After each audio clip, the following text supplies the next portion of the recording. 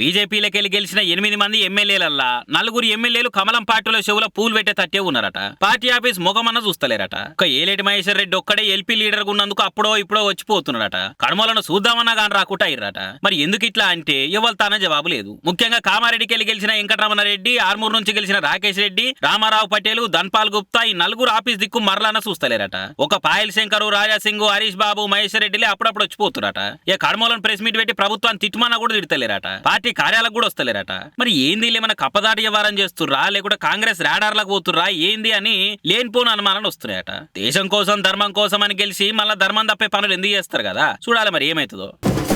ఓదార్పు యాత్ర చేస్తేందుకు ఓపిక తెచ్చుకొని తయారైతున్నట ఏపీ మాజీ సీఎం జగన్. పార్టీ ఓడిపోయిన బాధలకెళ్లి ఇప్పుడిప్పుడే బయటపడుతున్న జగన్ పురాగా బయటికి వచ్చి జనాలలో ఉండేందుకు ప్లాన్లు వేస్తున్నారట. పార్టీ తరపున పోటీ చేసిన ఎమ్మెల్యేలు, గెలిచిన ఎమ్మెల్యేలు అందరితో మీటింగులు పెట్టుకొని మరి ఏడ తప్పు జరిగింది ఏం కథ అని పోస్ట్ మార్టం అయిపోయినాక ఓదార్పు యాత్ర 2.0 తోని ఓ రేంజ్ లో పబ్లిక్ లో పోదాం అనుకుంటున్నట.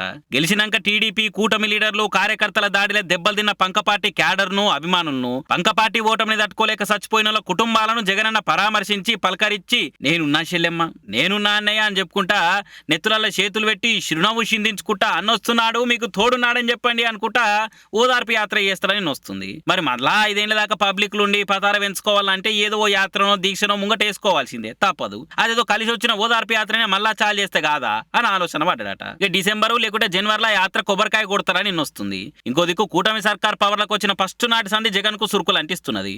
రేపు ఇంకా ఎక్కువనే ఇబ్బంది పెట్టేటట్టుంది అని పక్క పొంటోలు చెప్పినా గానీ ఎన్ని కష్టాలు వచ్చినా రానిలేమా అంటానికే సిద్ధంగా ఉన్నా గానీ వెనకడిగాను అని బరాబర్ చెప్తుంటా బరిలెక్ దిగుతున్నట. మరి జగనన్న ఓదార్పు యాత్ర మీద ఆయనంతలో ఆయననే అసలు ముచ్చట ఎప్పుడు చెప్తాడో ఏమో చూడాలిగా.